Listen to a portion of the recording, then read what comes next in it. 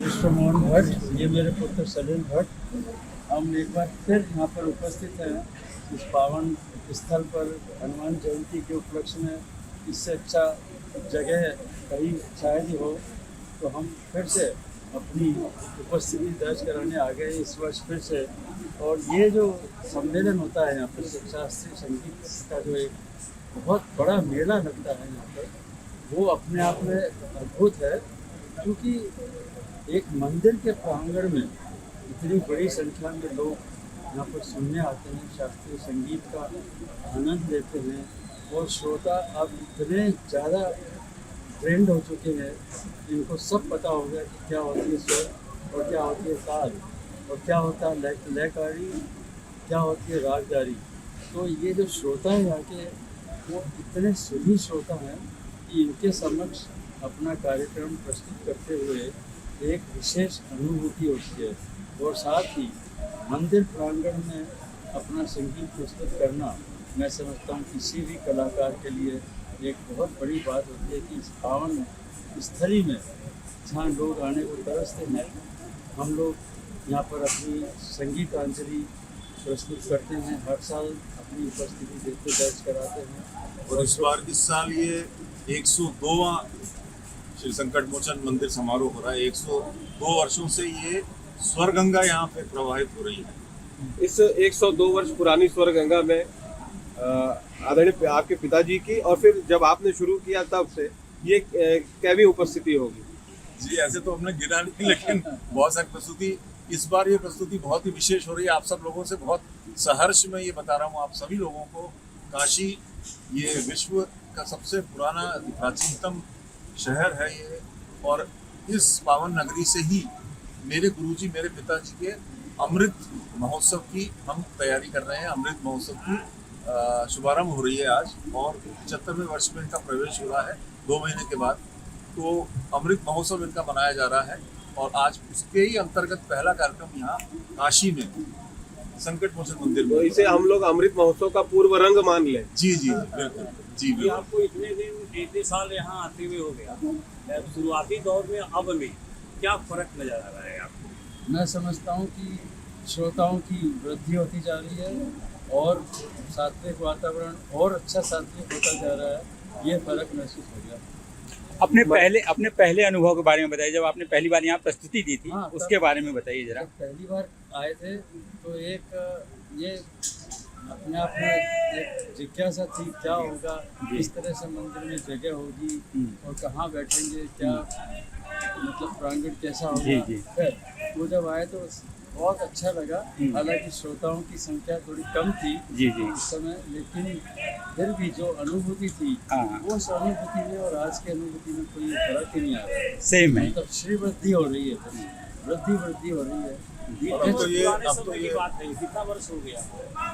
इसका तो कैलकुलेशन 20 साल, हाँ करीब 40 वर्ष से 40 साल से हम जुड़े हुए हैं। और बहुत अच्छे अच्छे कलाकारों को यहाँ पर बैठकर भी सुना हुआ है।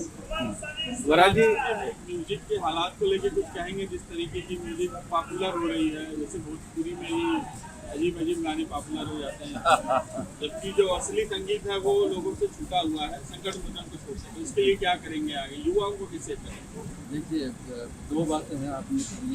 एक तो कि भोजपुरी के जो आजकल के जो सॉन्ग्स आ रहे हैं, अब उनका स्तर क्या है इस पर अपन चर्चा ना करें तो अच्छा है। क्योंकि वो कॉमर्शलाइजेशन है, वो क्या चीज़ चलती है मार्केट में, क्या बिकता है, उस पर ज़्यादा ध्यान दिया जा रहा है।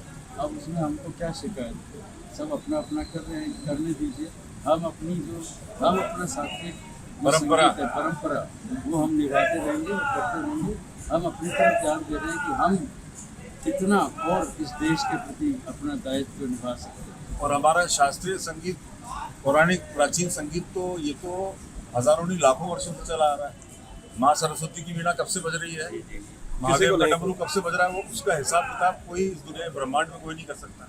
कितने हजार कितने लाख वर्ष हुए, तो उसको किसी बैसाखी की आवश्यकता नहीं होती है कि उसको कोई, अभी इससे पहले कितने, मतलब अब तो ये आप लोग थे, लेकिन 200 साल पहले क्या था? सही बात। 200 साल पहले क्या था आप बताइए? कि मीडिया कोई आती थी कि कलाकारों का कुछ प्रचार प्रसार हो? आज हम एक एक मंच पे कार्यक्रम बजा रहे हैं। यहाँ सपोज करिए 4000 लोग हैं यहाँ, लेकिन आप लोग की जब कलम चलेगी तो उसे 4 करोड़ नहीं 40 करोड़ लोग पढ़ेंगे। वो टेलीविजन में आएगा, चैनल में आएगा, उसे 50 करोड़ लोग देखेंगे। लेकिन 200 साल पहले क्या था यार बताइए। लेकिन परंपरा तो जीवित रही, गुरु से शिष्य, शिष्य से उनके शिष्य, या पिता से पुत्र, उनके पुत्र, ऐसे पीढ़ियों से चलते पिछली 14 से 20 पीढ़ियों का हमारा सफर है हमारे परिवार का। जो भट्ट परिवार है हमारा जयपुर का, तो 14 पीढ़ियों का मेरे पास पूरा फैमिली चार्ट मैं बना के लाया हूँ, जो महाराज जी को मैं आज दिखाने वाला हूँ। क्योंकि ये विशेष मैंने बताया प्रस्तुति है। 75वें वर्ष में मेरे गुरुजी का प्रवेश हो रहा है और काशी से हमारा जो लगाव है वो उसको मैं ये मानता हूँ पता नहीं किस जन्मांतर से है, क्योंकि मेरे दादाजी का ये एक बहुत ही एक प्रबल उनकी इच्छा हुआ करती थी कि काशी में ज़रूर जाएं। और जब पहली बार मेरे पिताजी का काशी में कार्यक्रम हुआ था, उस समय मेरे दादाजी जीवित थे, तो उनको बहुत हार्दिक प्रसन्नता हुई थी। वो हमेशा चाहते थे, मेरी दादी भी जो है वो हमेशा कहती थी, बोले वहाँ अगर कार्यक्रम किया, वहाँ से सफलता मिली, वहाँ के श्रोताओं की दाद मिली, वहाँ के लोगों ने अगर आशीर्वाद दिया, इसका मतलब बहुत बड़ी बात है। तो पुराने लोग हों चाहे नए लोग हों, परंपराएं वही रहती हैं। और काशी की जो महत्ता है, काशी की जो मानता है, वो उसको कोई उसको सर्टिफिकेट देने की जरूरत नहीं है। काशी सबको सर्टिफिकेट बांटती है, काशी सारे कलाकारों को सर्टिफिकेट देती है, काशी के श्रोता सबको सर्टिफिकेट देते हैं। गुरु जी, एक चीज़ ये है कि क्या संगीत पे, खासकर गायकी पे, क्या मशीन हावी हो रहा है? क्योंकि राग जो है सेट किया जा रहा है, जो बहुत अच्छा तारतम्य में नहीं है, तारक तो नहीं है जिनके गले में, उनकी भी high pitch low pitch machine पे जो सेट करके वो आगे बढ़ जा रहा है। वो डी माइनर, ए माइनर, ऑटो ट्यूनिंग की बात कर रहे हैं आप। ये कितना ये वही भोजपुरी कनेक्ट कितना अच्छा माना जाएगा शास्त्रीय संगीत जगह सही है। लेकिन उसमें एक चीज़ का बेनिफिट देखिए आप कि वो बहुत सुर में हो जाता है। जो बेसुरा गाते हैं वो भी उनका भी सुर सही कर देते हैं। लेकिन अल्टीमेटली ऐसे लोग मंच पे आके तो नहीं गा सकते ना। जैसे आप गमक है, तो गमक भीड़ है और ताने हैं कि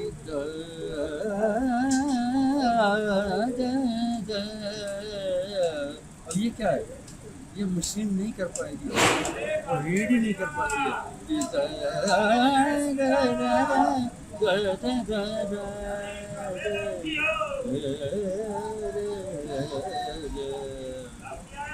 ये क्या है कि मशीन उसका रीड करने से पहले तो वो गड़बड़ा जाती है।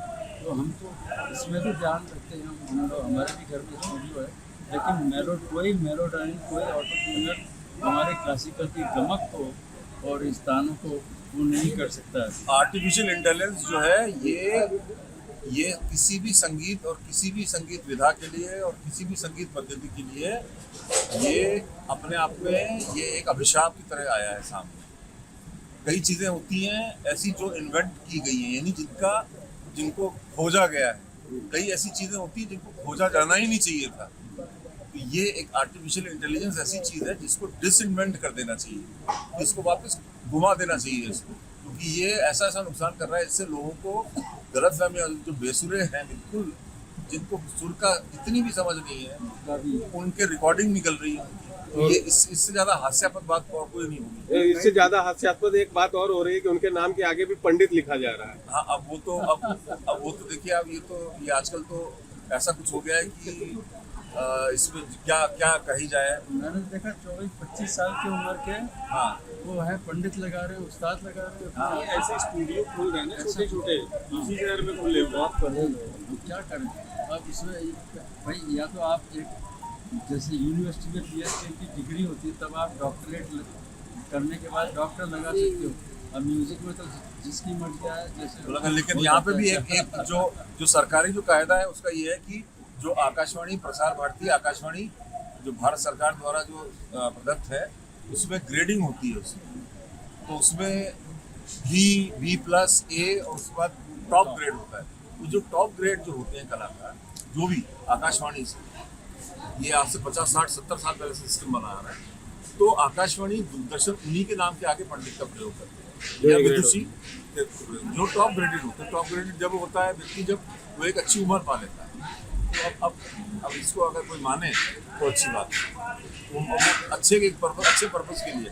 अगर आप ये वीडियो YouTube पर देख रहे हैं तो हमारे चैनल को सब्सक्राइब करें और बेल आइकन को दबाना ना भूलें। अगर आप Facebook पर ये वीडियो देख रहे हैं तो हमारे पेज को लाइक करें।